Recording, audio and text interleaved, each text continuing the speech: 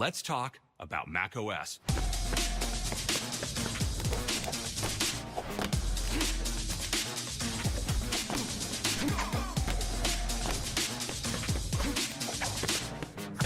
Mac OS is a proprietary Unix-like operating system.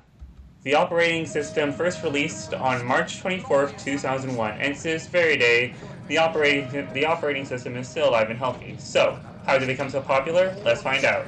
Development. The heritage of what would become Mac OS originated at Next, a company founded by Steve Jobs following his departure from Apple in 1985. There, the Unix-like Next Step operating system was developed, before being launched in 1989. The kernel of Next Step is based upon the Mach kernel, which was originally developed at the Carnegie Mellon University, with additional kernel layers and low-level user space code derived from parts of the free BSD and other BSD operating systems. Its graphical user interface was built on top of an object-oriented GUI toolkit using the Objective-C programming language. Throughout the 1990s, Apple had tried to curate a next-generation OS to succeed its classic Mac OS through the Intelligent Copland and Gershwin projects. However, all were eventually abandoned. This led to Apple to acquire Next in 1997, allowing Next Step, to later called OpenStep, to serve as the bias for Apple's next-generation operating system. The acquisition also led to Steve Jobs returning to Apple as an interim and later permanent CEO, shepherding the transformation of the programmer-friendly OpenStep into a system that would be adopted by Apple's primary market of home users and creative professionals. The project was codenamed Rhapsody before being officially named Mac OS X. Mac OS X. The X in Mac OS X's name represents the Roman numeral for the number 10, and Apple has stated that it should be pronounced 10 in this context. It is also commonly pronounced like the letter X. The iPhone X, iPhone XR, and iPhone XS all later followed this convention. Previous Macintosh operating systems, which were the versions of the classic Mac OS, were named using Arabic numerals, as with Mac OS 8 and Mac OS 9. Until version 11, Mac OS Big Sur, all versions of the operating system were given version numbers of the form 10.x, with this format persisting from Mac OS X 10.0 through 10.15. Starting with Mac OS Big Sur, Apple switched to Integra version numbers that increased by 1 with every major release. The first version of Mac OS X, Mac OS X Server 1.0, was a transitional product featuring an interface resembling the classic Mac OS, though it was not compatible with software designed for the older system. Consumer releases of Mac OS X included more backward compatibility. Mac OS applications could be rewritten to run natively via the Carbon API, with many alternatively able to be run directly through the classic environment, albeit with a reduction in performance. The consumer version of Mac OS X was launched in March 2001 with Mac OS X 10.0. Reviews were variable, with many praising its sophisticated glossy Aqua interface, but criticizing it for sluggish performance. With Apple's popularity at a low, the developer of FrameMaker, Adobe Incorporated, declined to develop new versions of it for Mac OS X. Ars Technica columnist John Siracusa, who reviewed every major OS X release up to 10.10, described the early releases in retrospect as dog-slow, feature-poor, and Aqua as unbearably slow and a huge resource hog. Apple rapidly developed several new releases of Mac OS X. Apple released Mac OS X 10.1 in October 2001, delivering quality of life enhancements. Beginning in January 2002, Apple pre-installed Mac OS X as the default operating system on all Macs. Later that year, Apple released Mac OS X Jaguar version 10.2, the first version to publicly use its code name in marketing and advertisements. When Mac OS X Panther 10.3 released in 2003, Siracusa noted that it's strange to have gone from years of uncertainty and vaporware to steady annual supply of major new operating system releases. Mac OS X Tiger 10.4, which released in 2005, reportedly shocked executives at Microsoft by offering a number of features such as fast file searching and improved graphics processing that Microsoft had spent several years struggling to add to Windows Vista with acceptable performance. As the operating system evolved, it moved away from the classic Mac OS with applications being added and removed. Considering music to be a key market, Apple developed the iPod music player and music software for the Mac, including iTunes and GarageBand. Targeting the consumer and media markets, Apple emphasized its new digital lifestyle. Applications such as iLife Suite integrated home entertainment through the Front Row, Media Center, and the Safari web browser. With the increasing popularity of the Internet, Apple offered additional online services including the Mac Mobile Me, and most recently iCloud products. They later began selling third-party applications through the Mac App Store.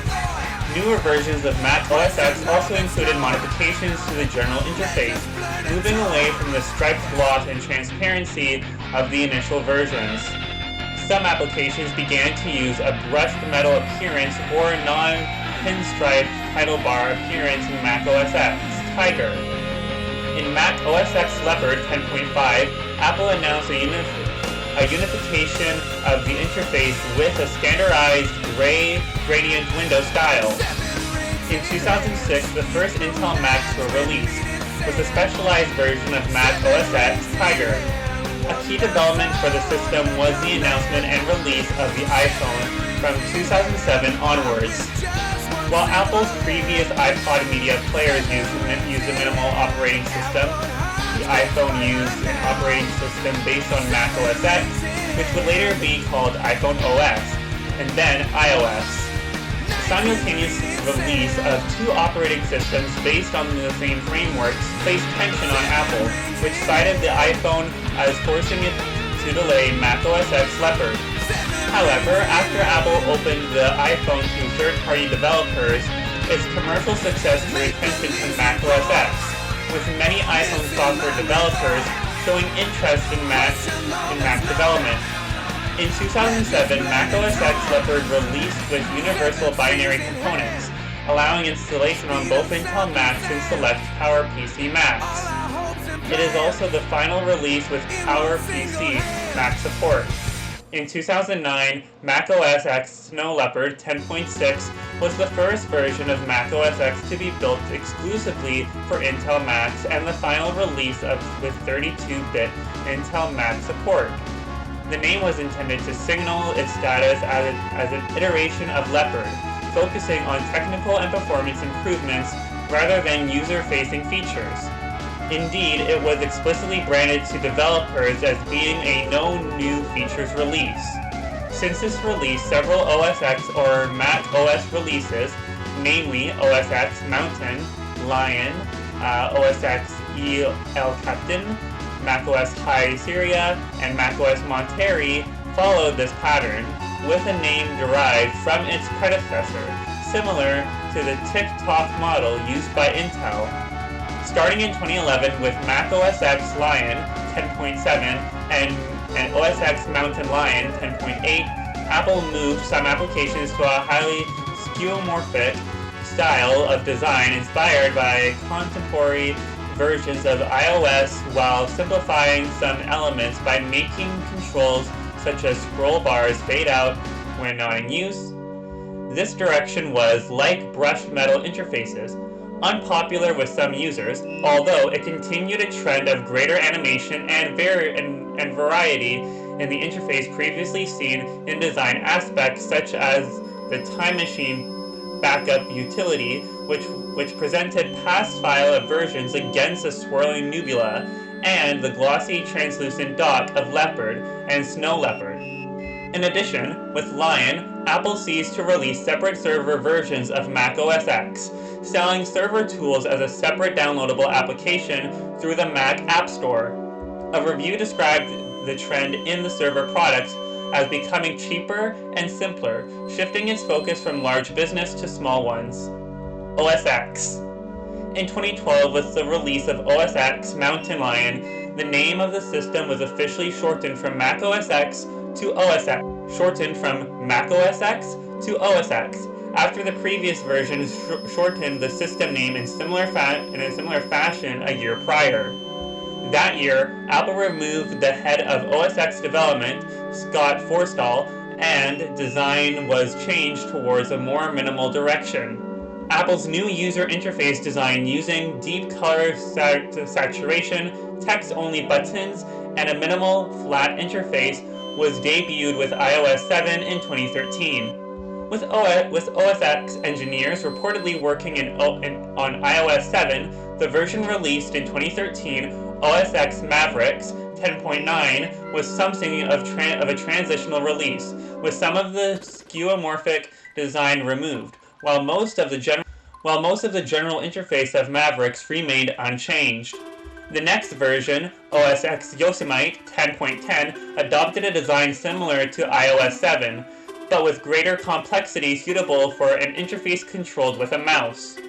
From 2012 onwards, the system has shifted to an annual release schedule similar to that of Mac OS X releases prior to 10.4 Tiger. It also steadily cut the cost of updates from Snow Leopard onwards, before removing upgrade fees altogether in OS X Mavericks. Some journalists and third-party software developers have suggested that this decision, while allowing more rapid feature release, meant less opportunity to focus on stability, with no version of OS X recommendable for users requiring stability and performance above new features. Apple's 2015 update, OS X El Capitan 10.11, was announced to focus specifically on stability and performance improvements. Mac OS. In 2016, with the release of Mac OS Syria 10.12, the name was changed from OS X to Mac OS, with the purpose of aligning it with the branding of Apple's other primary operating systems, iOS, watchOS, and tvOS. Mac OS Syria added Siri, iCloud Drive, picture-in-picture support, and a night shift mode that switches the display to warmer colors at night, and 2 continuity features. Universal Clipboard, which syncs a user's clipboard across their Apple devices, and Auto Unlock, which can unlock a user's Mac with their Apple Watch. Mac OS Syria also adds support for the Apple File System APFS, Apple's successor to the dated HFS Plus file system. Mac OS High Syria 10.13, released in 2017, included performance improvements, Metal 2, and HEVC support, and made APFS the default file system for SSD boot drives. Its successor, macOS Mojave 10.14, was released in 2018, adding a dark mode option and a dynamic wallpaper setting. It was succeeded by macOS Catalina 10.15 in 2019, which replaces iTunes with separate apps for different types of media and introduces the Catalyst system for porting iOS apps. In 2020, Apple announced macOS Big Sur version 11 at that year's WWDC.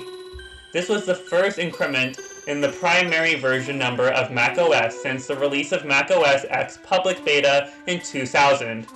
Updates to macOS Big Sur were given 11.x numbers, matching the version number scheme used by Apple's other operating systems. Big Sur brought major changes to the user interface and was the first version to run on Apple Silicon based on the ARM architecture. The numbering system with Big Sur continued in 2021 with macOS Monterey 12 in 2022, with macOS Ventura 13 2023, with macOS Sonoma 14, and 2024 with macOS Sequoia 15. In 2025, starting with macOS Tahoe version 26, macOS's version number will be based on the year following its release, as will the version number of iOS, iPadOS, watchOS, tvOS, and visionOS, so that the version numbers are the same for all Apple OSs. macOS Tahoe also brings with it a new user interface design called Liquid Glass, which will also be used on Apple's other platforms, unifying their design and language. Tahoe will be the final release of macOS to run on Intel-based Macs. And there's the history of macOS. How did it become so popular? Well, with Apple having a large following and a large people who buy their products on a regular basis, I think that's how they became very popular. And with them introducing new features, and with them releasing new features, with every update that they add to their Macs, I think that's how they became very popular. And some of the features that are added in previous versions of their Macs are still used to this very day. But anyways, with all that being said, I think I'm going to end off this video. If you guys happen to enjoy this video, please make sure you hit the like button, and also don't forget to subscribe, because I try and do videos every single day. And also don't forget to subscribe and ring the notification bell on my other two channels as well, including Exotic Game Walkthroughs, where I do walkthrough videos for you guys, and Dan's Plays, where I upload the RMVs with the swearing in them, and some exclusive content on there for you guys as well. And until then, I will see you guys in the next one. Goodbye!